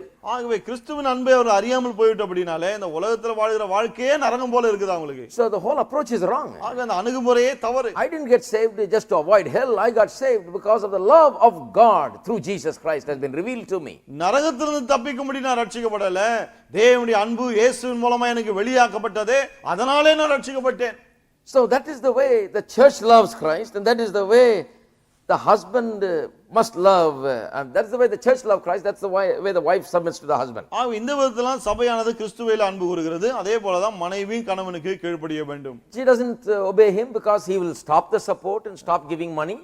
பணம் கொடுக்கிறத நிறுத்திடுவான்ற அந்த எண்ணத்துல அவள் அன்பு கீழ்ப்படிவது கிடையாது. And how many families this is happening? If you don't do what I say, next month I won't give you the money. எத்தனை குடும்பங்கள் நடக்குது பாருங்க. நான் சொல்றதெல்லாம் நீ செய்யலன்னா அடுத்த மாசத்துல இருந்து பணம் கொடுக்க மாட்டேன். Now, my husbands think they are very smart doing that. புருஷன் நினைக்கிறாங்க அப்படி எல்லாம் செஞ்சா நாம தான் புத்திசாலின்னு. You'll find out this never works. இதெல்லாம் சரிப்பட்டு வராதுன்னு நீங்களே பார்க்கலாம். It will never work. அதெல்லாம் சரிப்படாது. Because she will start finding a job and she'll take her money and go buy whatever she wants. என்ன அப்புறம் அவங்க ஒரு வேலையை பார்த்துட்டு அவங்க சம்பாதிச்சு அவங்களுக்கு என்ன வேணுமோ அவங்களே வாங்கிட்டு Then the போறாங்க. husband comes home and says, I am the head, you should not go to work. அப்புறம் தான் புருஷன் வீட்டுக்கு வர, நான் தான் தலை, நீ வேலைக்கே போக கூடாது. Listen to what I say. நான் சொல்றதெல்லாம் கேள். All this manipulation will not work, my friend. இப்படி எல்லாம் மிரட்டி கிரட்டி பண்ணி வைக்கலாம் சரிப்படாது. Only love will work. அன்பு மட்டுமே வேலை செய்ய முடியும். Husband and wife have to operate like Christ and the church, and only that will work and nothing else will work. கணவன் மனைவி எப்படி வேலை செய்வேன்னு சொன்னா கிறிஸ்து சபை அது போல வேலை செய்யணும், அது மட்டும் தான் சரிபடும். And until you know the love of Christ, you have not really learned love. கிறிஸ்துவின் அன்பை நீங்கள் அறியவில்லை என்று சொன்னா உண்மையாய் அன்பை நீங்கள் அறியவில்லை என்றார். Husbands, if you have not learned the love of Christ and had a real experience with God and know the love of Christ, you don't really know what love is. புருஷன்மார்கள் கிறிஸ்துவை தேவனுடைய அன்பை கிறிஸ்துவின் மூலமாய் நீங்கள் அறியவில்லை என்று சொன்னால் அன்பு என்றால் என்ன என்பதை நீங்கள் இன்னும் அறியாமல் இருக்கிறீர்கள். Some men don't even know what love is. சில ஆண்களுக்கு அன்புனாலுமே என்னன்னு தெரியாது. They've got all wrong ideas about what love is. அன்பு குறித்து தவறான எண்ணம்லாம் அவங்களுக்கு இருக்கு. So when you say love your wife, என்ன சொல்றாங்க, மனைவியை நேசி, when you say love your wife, மனைவியை அன்பு கூறுங்கள் சொல்லும்போது they don't know what to do. என்ன செய்யறதுன்னு அவங்களுக்கு தெரியல. They say how to love. எப்படி அன்பு கூறுவது? So they look at the movie and say, oh, this actor loves this wife like this. ஆக சினிமாவை பார்க்கறாங்க, சரி இந்த நடிகர் தன்னுடைய மனைவி இப்படி அன்பு This கூறுகிறார். magazine says this is how you love your wife. இந்த பத்திரிகை சொல்லுது இப்படி தான் மனைவி மேல அன்பை காட்டணும்னு. And your friend says that's how he loves his wife. நண்பர் சொல்றார் என் மனைவி கிட்ட நான் இப்படி தான் அன்பு காட்டுறேன்னு. So you learn from everywhere, but you never learn from how Christ loves. That's why the failure. எல்லா இடத்துல இருந்து எப்படி அன்பு காட்டுறதுன்னு கற்றுக்கொள்றீங்க, ஆனா கிறிஸ்து எப்படி அன்பு கூர்ந்தான்னு வேதம் சொல்ல அதை கற்றுக்கொள்ளாதனால தான் தோல்வி. The Bible doesn't say love as your friend loves his wife. Friend மனைவி அன்பு கூறுவது போல நீங்க அன்பு கூறுங்கன்னு வேதம் சொல்லல. He says love as Christ loved the church. கிறிஸ்து சபையில் அன்பு கூர்ந்தது போல அன்பு கூறுங்கன்னு சொல்லுது வேதம். So how does Christ love the church? கிறிஸ்து எப்படி அன்பு கூர்ந்தார் சபையை? Now there's a few hints that are given right here. இங்கே சில காரியங்கள் நமக்கு சொல்லப்பட்டிருக்கு அதை குறித்து. I'm going to be talking more about how to love your wife. மனைவி அன்பு எப்படி அன்பு கூறுறது குறித்து இன்னும் நிறைய நான் பேச போறேன். இதெல்லாம் இந்த சர்ச்சில் உண்டு. We talk about these things. இந்த காரியங்களை பற்றி பேசுவோம் நாம. But there's a few hints right here. We'll look at it. இங்கே சில ஹிண்ட் இருக்கு, அதை நாம் பார்ப்போம். How do you love your wife? எப்படி மனைவியில் அன்பு கூறுவது? What do you mean when you say love as Christ loved? கிறிஸ்து அன்பு கூர்ந்தது போல அன்பு கூறுங்களா, என்ன அர்த்தம்? The hint is right here. இங்கே அந்த ஹிண்ட் இருக்கு How பாருங்க. did he love? எப்படி அன்பு கூர்ந்தார்? Look at verse 25. 25ஆம் வசனம். Husbands, love your wives just as Christ also loved the church and gave himself for her. 25 என்ன சொல்லுது? அப்படியே கிறிஸ்துவும் சபையில் அன்பு கூர்ந்து 27 தம்மை தாமே அதற்காக ஒப்பு கொடுத்தார் என்று சொல்கிறார். Gave himself for her. அவளுக்காக தம்மை தாமே ஒப்பு கொடுத்தார். So when we say love your wife, we mean give yourself to your wife. ஆக மனைவியில் அன்பு கூறுங்கள் என்று சொல்லும்போது உங்களையே உங்கள் மனைவிக்கு கொடுத்து விடுங்கள் என்று சொல்லுகிறோம். I remember many years ago, one preacher was preaching about this. He said, all couples stand up, love your wife, he said. பல வருஷம் ஞாபகம் இருக்கு, இதை பற்றி ஒரு பிரசங்கியார் பேசின போது கல்யாணம் ஆன எல்லா தம்பதிகளும் எழுந்து நில்லுங்க, எழுந்து மனைவியை லவ் பண்ணுங்க அப்படின்னாரு. This is in the States. இது வந்து அமெரிக்காவில் நடந்தது. So everybody was hugging their wife and kissing their wife and all that. எல்லாரும் போய் மனைவி அப்படியே அரவணைத்து கொண்டு சில முத்தம் கொடுத்துட்டு They thought that is love. அதுதான் அன்புன்னு யோசித்தாங்க. Then he just stood there. அப்புறம் அவர் அப்படியே நின்னாரு. Some men were just patting their wife like this. சில ஆண்கள் மனைவி அப்படியே போய் பின்னாடி முதுகுல தட்டி. Some men were just holding her like this. சில போய் அப்படியே கெட்டி அப்படி புடிச்சிட்டாங்க. He said, love your wife. மனைவி அன்பு கூறுங்கன்னாரு. They didn't know what to do. என்ன பண்றதுன்னு தெரியல அவங்களுக்கு. Whether to hug her or kiss her or just put her arm around her or what to do, how to love her. கட்டி பிடிக்கிறதா, தோள் மேல கை போடுறதா, முத்தம் கொடுக்கறதா, என்ன பண்றதுன்னு தெரியல அவங்களுக்கு. What is love? அன்புன்னா என்ன? After they tried everything. எல்லாம் முயற்சித்த பிறகு. Don't worry, I'm not going to try it tonight. கவலைப்படாதீங்க, நான் அதை சொல்ல போறது இல்ல இன்னைக்கு. But after they tried everything. This is India, so it's different. இது வந்து இந்தியா, அங்க கொஞ்சம் வித்தியாசமா இருக்கு எல்லாம். So after he tried everything, எல்லாம் முயற்சித்த பிறகு he then sat them down and then started talking about this. உட்கார வச்சு இதை பேச ஆரம்பிச்சார். How do you love? எப்படி அன்பு கூறுவது? It's not just a hug or just a kiss or just this and that. ஏதோ அப்படியே கட்டி அணைப்பதோ அல்லது தோள் மேல கை போடுவதோ அல்லது முத்தம் கொடுப்பதோ அல்ல. No. கிடையாது. Love is beyond all of that. Love is most meaningful, the deepest and the most profound thing in the whole world. அன்பு இது எல்லாத்துக்கும் அப்பாற்பட்டது, உலகத்திலே மிகுந்த அர்த்தம் வாய்ந்த ஆழமான ஒரு காரியம் அன்பு. These are simply expression, some outward expressions of love. இதெல்லாம் அன்பினுடைய சில வெளிப்பாடுகள், அவ்வளவுதான். But love is far more profound. ஆனா அன்பு என்பது மிகுந்த ஆழமான ஒன்று. What is love? அன்பு என்றால் என்ன? When a man loves his wife, he gives himself for her. ஒரு புருஷன் தன் மனைவியை நேசிக்கும் போது அவளுக்காக தன்னையே கொடுத்து விடுகிறான். How do I know? எப்படி அது எனக்கு தெரியும்? Because that is how Christ loved his wife, the church. He loved the church and gave himself for her. என்றால் கிறிஸ்து தம்முடைய மனைவியாகிய சபை இப்படிதான் அன்பு கூர்ந்தார். அதை அன்பு கூர்ந்து அதுக்காக தம்மை தாமே ஒப்பு கொடுத்தார். Now we have to go one more step. இப்போ இன்னும் ஒரு படி போகணும். How do you give yourself? உங்களை நீங்களே கொடுப்பது எப்படி? We have said love means you give yourself to her. அன்பு கூறுவதுனா உங்களை நீங்களே கொடுத்துறணும்னு சொன்னேன். Then how do you give yourself? அப்படினா எப்படி உங்களையே கொடுப்பது? You know, when people came to follow Jesus, he said, if any man wants to follow me, let him deny himself and take up the cross and follow me. பாருங்க, மக்கள் இயேசுவை பின்பற்ற வந்தபோது என்ன சொன்னார்? ஒருவன் என்னை பின்பற்ற விரும்பினால் அவன் தன் சிலுவையை எடுத்துக்கொண்டு என்னை பின்பற்ற கடவன். A lot of people have misinterpreted the whole thing. நிறைய பேர் அதை ரொம்ப தப்பா வியாக்கியானம் பண்ணிட்டாங்க. What is the denying yourself means? தன்னை தானே வெறுப்பது என்றால் என்ன? There's a lot of interpretations for that. இதுக்கு நிறைய விளக்கங்கள்லாம் இருக்கு. There are some preachers that say, denying yourself means deny yourself proper food and clothing and all that. தன்னை தானே வெறுப்பதுனா சரியான துணிமணி இருக்க கூடாது, சரியான சாப்பாடு இருக்க கூடாது, இப்படி எல்லாம் சொல்ல பிரசங்கியார்கள் இருக்காங்க. You must deny yourself. உன்னை நீயே வெறுக்கணும். Become a sannyasi. ஒரு சன்னியாசி ஆயிடு. Become like, with bearded, saffron robed person. ஒரு காவியை மாட்டிட்டு தாடியை வச்சிட்டு அப்படி ஆயிடு. That's denying yourself. அதுதான் உன்னை நீயே வெறுப்பது. Is that really denying yourself? இதுதானா தன்னை தானே வெறுப்பது? Not really, not according to the Bible. வேதத்தின்படி அது கிடையாது. Some people say, well, if you don't marry or something, then you're denying yourself. சில என்ன சொல்றாங்க, திருமணம் செய்து கொள்ளாமல் வாழ்ந்தா நாம வெறுக்கிறோம். They mostly interpret it to mean that you deny yourself the basic necessities of life. அடிப்படையில தன்னை தானே வெறுப்பதுனா நம்முடைய வாழ்க்கையின் அடிப்படை தேவைகள் இருக்கு இல்லையா, இந்த தேவைகளை வெறுக்க வேண்டும் என்று தான் அப்படி சொல்றாங்க. Don't eat well, don't sleep in a good cot and don't have an air conditioned room, don't have all this nonsense. அதாவது நல்லா சாப்பிடாத, நல்ல மெத்த வேண்டாம், ஏசி எல்லாம் தேவையில்லை, இந்த மாதிரி ஏதாவது சொல்லிட்டு இருக்கு. So if a person lives like that, then he denied himself. அப்படி எல்லாம் ஒரு ஆள் நாள் வாழ்ந்தா அவன் தன்னை தானே வெறுத்துட்டான்னு அர்த்தம். That is not denying yourself. அதல்ல தன்னை தானே வெறுப்பது. To give you a good life only Jesus died on the cross. உங்களுக்கு ஒரு நல்ல வாழ்க்கை கொடுக்க தான் இயேசு சிலுவையில மரித்தார். அந்த வாழ்க்கை வேணாம்னா இது என்னது இது? He died to give you that and you are saying I'm denying myself. அத கொடுக்க தான் அவர் மரித்தார். நீங்க என்னையே வெறுக்கறேன்றீங்க. You think you are smarter than him? அப்படினா அவரை விட நீங்க புத்திசாலியா? He died to take away your curse and to give you blessing. உங்களுடைய சாபத்தை நீக்கி ஆசீர்வாதத்தை கொடுக்கவே அவர் மரித்தார். There is enough poverty in the world, enough lack and want in the world. He died to take it away from you. உலகத்துல ஏற்கனவே நிறைய தரித்திரம் தேவை எல்லாம் இருக்கு. அதை எடுத்து போட தான் அவர் மரித்தார். There is enough people without homes sleeping on the roads. He died to remove this cursedness. வீடே இல்லாமல் தெருவிலே தூங்கிக் கொண்டு மக்கள் ஏராளம் உண்டு.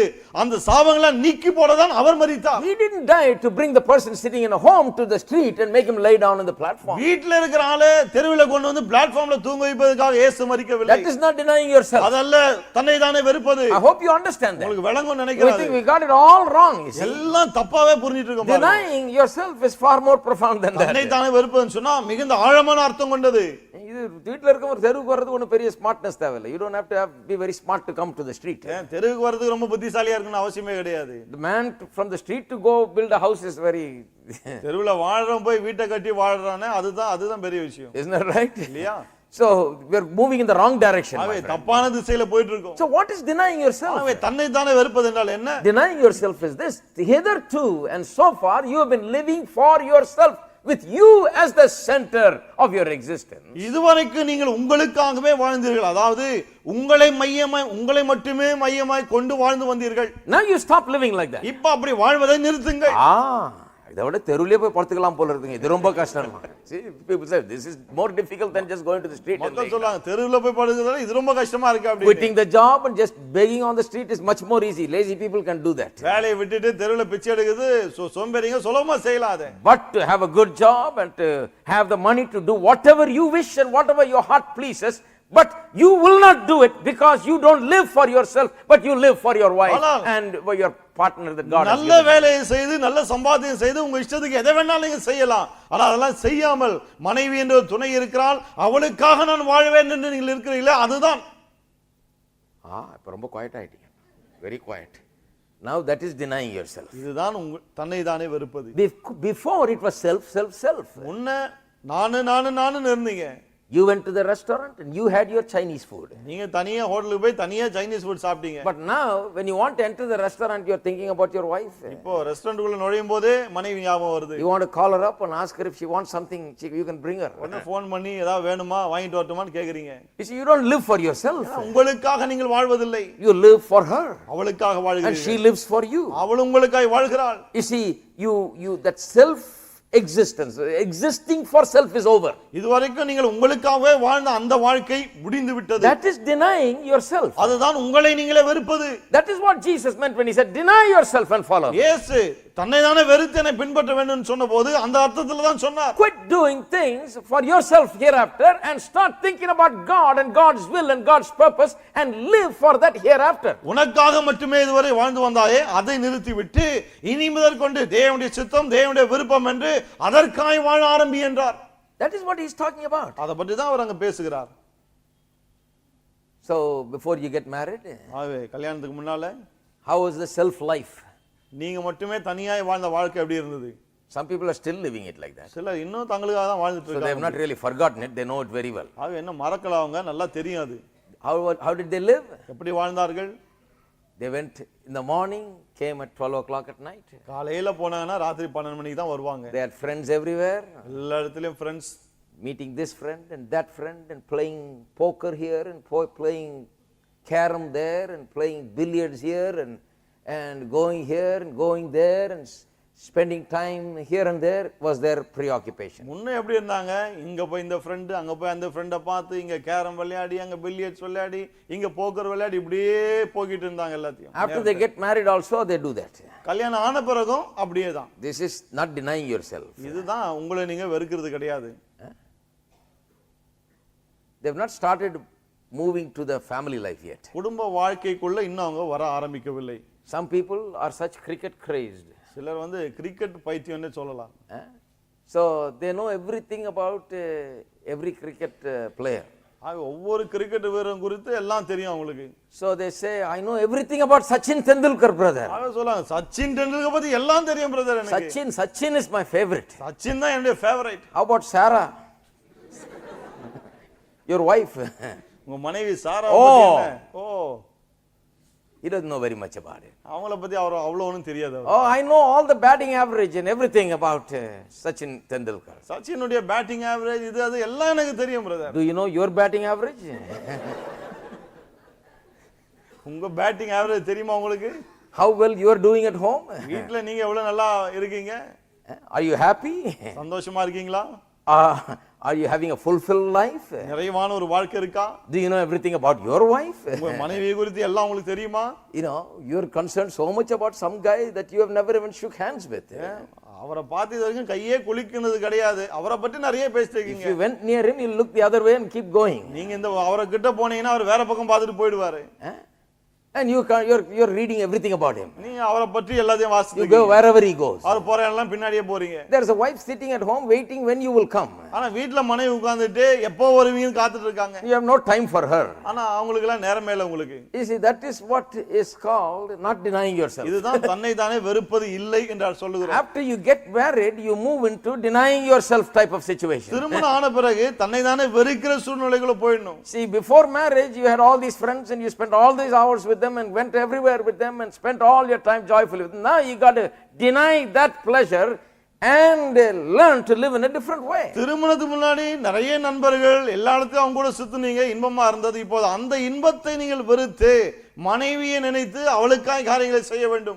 Whatever you considered important before, now must take backseat to this person that you have taken on as your partner. முன்னே எதெல்லாம் முக்கியமா நினைச்சீங்களோ அந்த காரியங்கள்லாம் இப்போது உங்கள் துணையாய் வந்திருக்கிற மனைவிக்கு அப்புறமாக தான் ஆக வேண்டும்.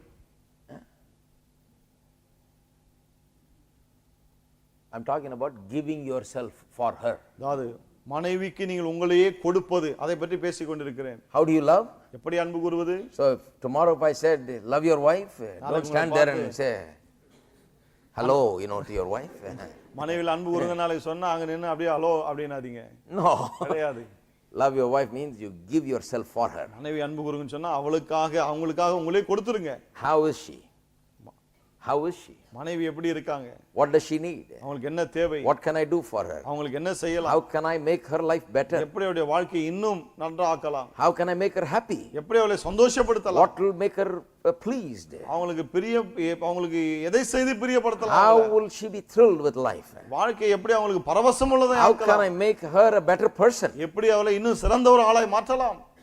How can I make things better for her? காரியங்களை அவங்களுக்கு இன்னும் சிறந்ததா எப்படி மாற்றலாம்? How can I give her a better future? எப்படி நல்ல ஒரு எதிர்காலத்தை கொடுக்கலாம்? That's what Jesus did for us. இயேசு நமக்கு அதை தான் செய்தார். He gave himself for the church. சபைக்காக தம்மை தாமே ஒப்பு கொடுத்தார். Christ didn't live for himself. கிறிஸ்து தனக்காக வாழவில்லை. If he did live for himself, he would not have died on the cross. அவர் தனக்காக வாழ்ந்திருப்பார் என்றால் சிலுவையிலே மரித்திருக்க மாட்டார். In Gethsemane, he agonized. கெத்செமனேயிலே அவ்வளவு வேதனைப்பட்டார். The horror of bearing the sins of the world was too great for him.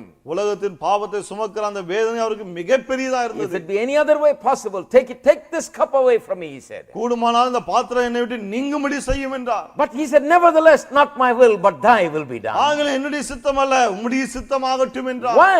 ஏன்? Why did he say, all right, I'll do this? ஏன் சரி பரவாயில்லை இதை செய்கிறேன் என்றார். Because just like we sang, that's why I sang that. Because he was thinking of you and I.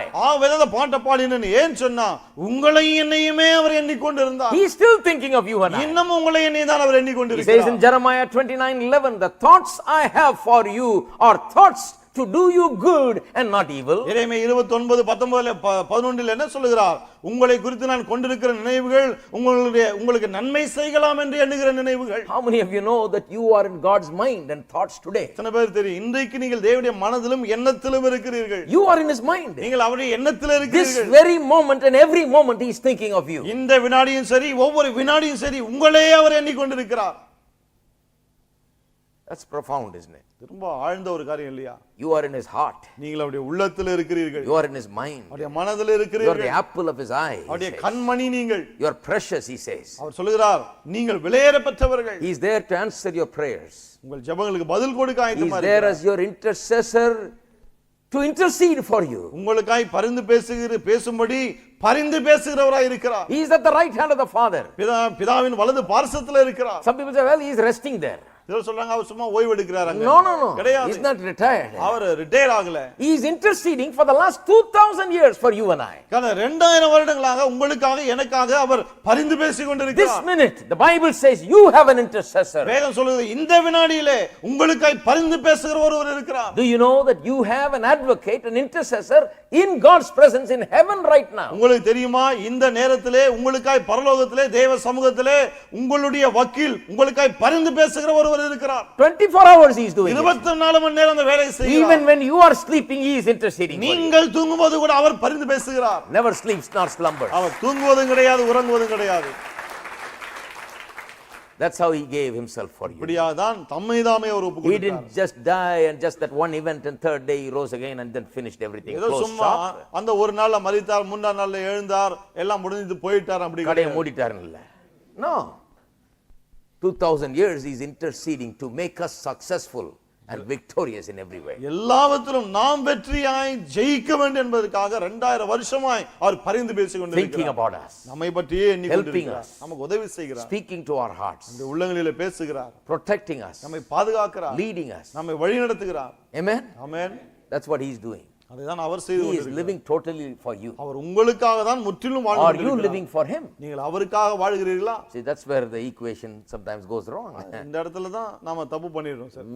We are not so living for him so much sometimes. நாம் அந்த அளவுக்கு அவருக்காக சில சமயத்துல வாழாமல் போய் விடுகிறோம். But nevertheless he lives for us. என்றாலும் அவர் நமக்காக வாழ்ந்து That's கொண்டிருக்கிறார். where this whole thing becomes wonderful.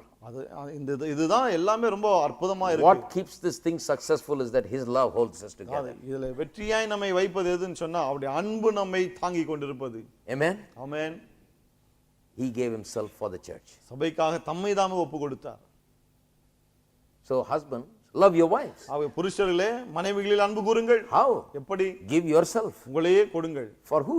யாருக்கு? For that wife. அந்த மனைவிக்கு. How? எப்படி? Deny yourself. உங்களை வெறுத்துருங்க. Deny your pleasures and what you like and think more about what she likes. உங்களுடைய விருப்பம் உங்களுக்கு என்ன பிடிக்கும் அதெல்லாம் வெறுத்து தள்ளிட்டு அவங்களுக்கு என்ன பிடிக்கும் அதை எண்ணி பாருங்கள். Now you say, well, what is this, brother? Then what about my likes? நீங்க கேட்கலாம் என்னங்க இது அப்படின்னா என்னுடைய விருப்பம்லாம் இல்லையா?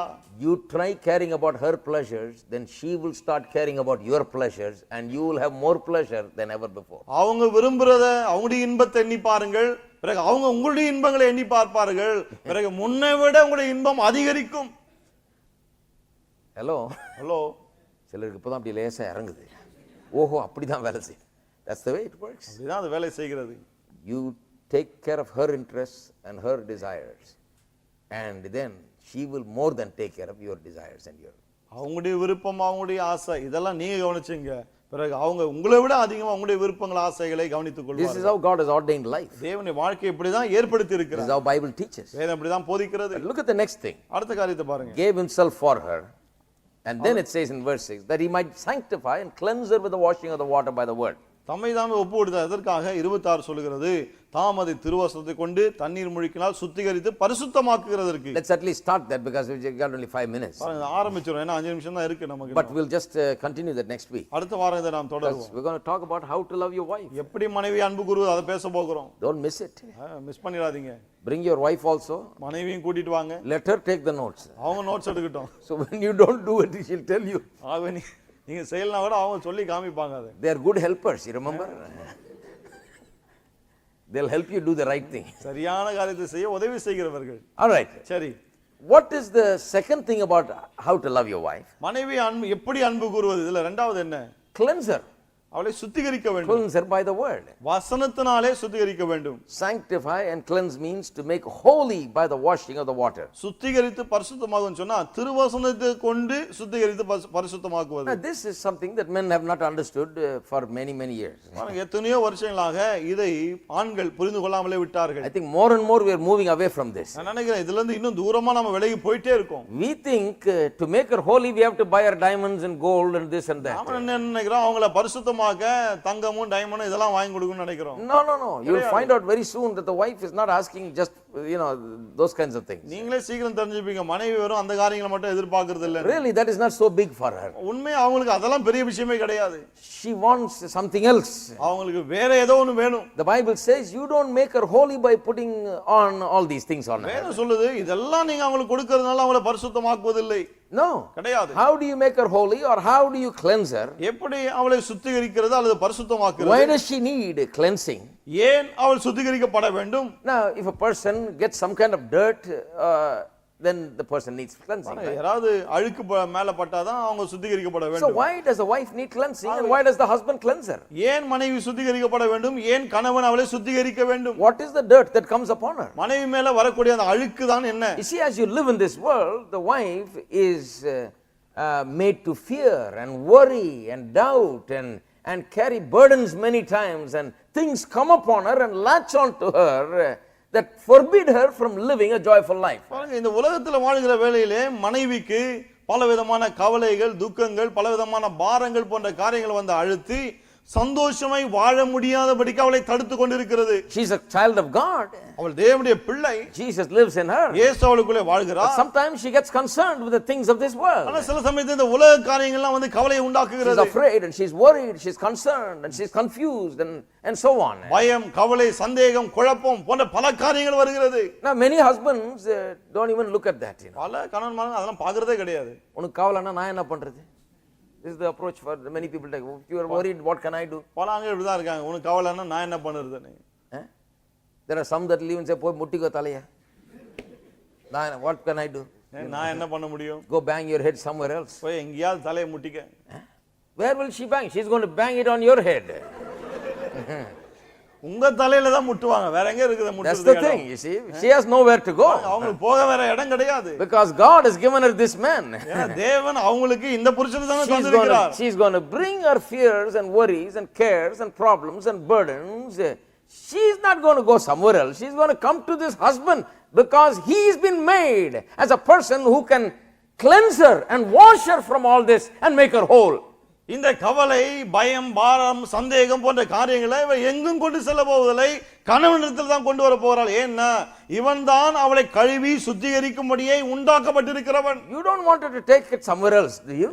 வேற எங்கேயாவது அவங்க கொண்டு போக நீங்க விரும்புறீங்களா என்ன? Hope not. Let her bring it to you. உங்ககிட்டயே அவங்க கொண்டு வரட்டும். It's not a nuisance.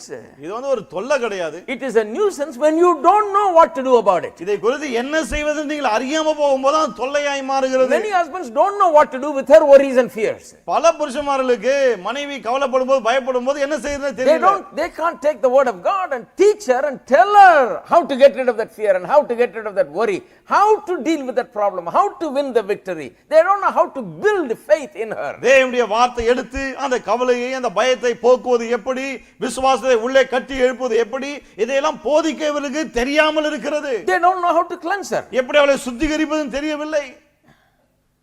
The way it is said is something interesting. இது சொல்லி இருக்கிற விதமே ரொம்ப இன்ட்ரஸ்டிங்கா இருக்கு. Cleanse her with the washing of water by the word. திருவசனத்தை கொண்டு தண்ணீர் முழுக்கினால் சுத்திகரித்து.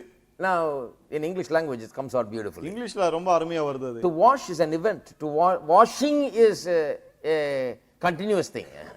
பாருங்க, Wash is an event that happens just one time and maybe it will happen sometime later, but washing is a continuous thing. பாருங்க, வாஷ்னா ஒரு தடவை கழுவி முடிச்சாச்சுன்னு அர்த்தம். ஆனா வாஷிங்னு சொல்லும்போது கழுவிட்டே இருக்காங்கன்னு அர்த்தம். வாஷ்னா ஒரு தடவை கழுவுறது, வாஷிங்னா கழுவிட்டே இருக்கணும். So the husband, God wants the husband to be like a fountain. It's like taking your car under a car wash and parking it and turning the shower on.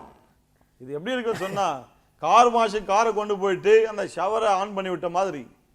And it's just pouring water and driving every dirt and every filthiness from it. அதுல இருந்து அப்படியே தண்ணி கொட்டி கார்ல இருக்கிற எல்லா அழுக்கு தூசி எல்லாத்தையும் அப்படியே சுத்தமா எடுத்துருது. God says keep it on like that all the time. தேவன் சொல்றா எல்லா சமயத்திலும் அப்படியே திறந்து விட்டுறது.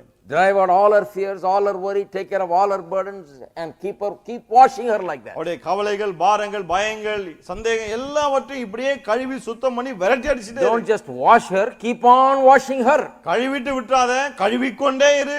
But if you want to keep on washing her, this is not water you can use. பாருங்க, தொடர்ந்து கழுவணும்னு சொன்னா தண்ணீர் இங்க பயன்படுத்த கூடாது. The water of the word. வசனமாகிய தண்ணீர். So a man, a husband needs to be a man of the word so that he becomes like a fountain, pouring the water all the time. Continuously the word pouring out from him so that she is being washed continuously. புருஷன் வார்த்தையின் மனுஷனா இருக்கும்போதுதான் இவனுடைய வாயிலிருந்து ஒரு தண்ணீர் ஊற்று பெருக்கெடுத்து வந்து எப்போதும் அவளை கழுவக்கூடிய ஒருவனா இவன் இருக்க முடியும். Some people that don't even have a drop. சிலருக்கு ஒரு துளி கூட வெளியே வருது கிடையாது. They are not interested in the Bible. ஏன்னா பைபிள்ல இன்ட்ரெஸ்டே கிடையாது. They are not interested in God's principles. தேவனுடைய கோட்பாடுகளிலே ஆர்வம் கிடையாது. They are not interested in the teaching. போதனையிலே ஆர்வம் கிடையாது. They are not interested in finding out the truth. சத்தியத்தை அறிய வேண்டும் என்ற ஆர்வம் கிடையாது. So when the wife has a problem, ஆக மனைவிக்கு பிரச்சனைன்னு வரும்போது they don't know what to do. என்ன செய்யணும்னு அவங்களுக்கே So தெரியல. they can't really be a man. ஆகவே உண்மையான ஒரு ஆம்பளை அங்க இருக்க முடியல. You have a male but not a man. அங்க ஒரு ஆண் தான் இருக்கானே தவிர ஆம்பளை இல்ல. Not a man according to God's definition. தேவன் சொல்றது போல ஒரு ஆம்பளை அங்க இல்ல. Man according to God's definition is a man who can deal with these things by the word. தேவனுடைய வார்த்தையின்படி உண்மையான ஆம்பளை யார்? இந்த காரியங்களை சரிவர கையாள தெரிந்தவன். So when you get married, ஆகவே திருமணம் ஆகும்போது don't stop with asking questions like, are you employed? How much salary? வேலைக்கு போறியா? கல்யாண சம்பளம் எவ்வளவு? இந்த கேள்வியோட நிறுத்திராதீங்க. The ultimate question, the final question which will decide whether you can marry him or not is, can you teach? அதாவது நீங்க அவர் கல்யாணம் பண்ணலாமா வேண்டாமா என்பதை நிர்ணயிக்கிற கடைசி ஒரு கேள்வி என்னன்னா, நீ போதிக்க கூடியவனா? Can you take the Bible and tell me God's ways? பைபிளை எடுத்து தேவனுடைய வழிகளை எனக்கு கற்று தர முடியுமா உன்னால? Can you lead me in a spiritual way? ஆவிக்குரிய விதத்திலே நீ என்னை வழிநடத்தி செல்ல முடியுமா? Can you deal with me in that way? அந்த விதத்திலே என்னை நடத்த முடியுமா? Most often it's the woman that has to deal with him like that. பல சமயத்துல பெண்கள் தான் இப்படி அவரை நடத்திட்டு போக வேண்டியது. That's the problem. அதான் பிரச்சனையே. That is why we have everything upside down. ஆகவே தான் எல்லாமே தலைகீழா நடக்குது. But God wants to make men. ஆனா தேவன் புருஷர்களை ஆம்பளைங்களை உருவாக்க That's விரும்புகிறார். why we are preaching about this. ஆகவே தான் இதை பற்றி பேசிக்கொண்டு Sorry, I have to close now, but we'll come back next week. மன்னிக்கவும், நேரம் முடிஞ்சிருச்சு. அடுத்த வாரம் வருவோம். Amen. Amen. Let's all stand up together. எல்லாரும் எழுந்து நிற்போம். I want God to look upon you just like he looked upon Abraham. தேவன் ஆபிரகாமை பார்த்தது போலவே உங்களையும் பார்க்க வேண்டும் என்று I விரும்புகிறேன். want him to say, yeah, I know him. தேவன் உங்களை பார்த்து சொல்லணும், நான் இவனை அறிந்திருக்கிறேன். I know him. நான் இவனை அறிந்திருக்கிறேன். He will teach. இவன் போதிப்பான். Amen. Amen. That's a certificate that you need. அந்த சர்டிபிகேட் தான் உங்களுக்கு தேவை. Let's all lift up our hands and thank God. எல்லாரும் கரங்களை உயர்த்தி கர்த்தருக்கு நன்றி சொல்லுவோம். Hallelujah. Hallelujah. Praise you, Jesus. ஸ்தோத்திரம். Thank you, Father. ஸ்தோத்திரம். Father God, we give you thanks. பிதாவாகிய தேவனே உமக்கு ஸ்தோத்திரம். We thank you for all the dear people that are here tonight. கர்த்தாவே இங்க வந்திருக்கிற எல்லா அருமையான மக்களுக்காக ஸ்தோத்திரம். You love every one of them. நீங்கள் ஒவ்வொருவரையும் நேசிக்கிறீர். You understand our struggles and our problems and our difficulties. எங்களுடைய பிரச்சனைகள், போராட்டங்கள், கஷ்டங்கள் எல்லாம் உங்களுக்கு தெரியும் ஆண்டவரே. And many times because we don't know, we live the way that we live. எங்களுக்கு ஒன்றும் தெரியாதனால தான் பல சமயத்தில் நாங்கள் இப்படி வாழ்ந்து கொண்டிருக்கிறோம். But now we thank you for the word of God. இப்போது தேவனுடைய வார்த்தைக்காக உமக்கு நன்றி சொல்லுகிறோம். May truth set us free. சத்தியங்களை விடுதலையாக்கட்டும். May there be happiness in homes. குடும்பங்களில் மகிழ்ச்சி May காணப்படட்டும். joy and peace be restored in the home. சந்தோஷம், சமாதானம் குடும்பங்களில் திரும்ப வரட்டும். May blessings come upon households. ஆசீர்வாதங்கள் குடும்பங்கள் மேல் வரட்டும் ஆண்டவரே. May homes be built up by God's love. குடும்பங்கள் தேவனுடைய அன்பினாலே கட்டப்படட்டும். May men be real men. ஆண்கள் உண்மையான ஆண்களா May இருக்கட்டும். families be built for the glory of God. குடும்பங்கள் தேவ மகிமைக்காய் கட்டப்படட்டும். We give you all the glory and honor and praise. எல்லா துதி கன மகிமை உமக்கே In செலுத்துகிறோம். Jesus' name we pray. இயேசுவின் நாமத்திலே ஜெபிக்கிறோம். Amen. Amen. Let's sing this song and then we'll be. பாடலை பாடுவோம், பிறகு நாம் கலந்து செல்லலாம்.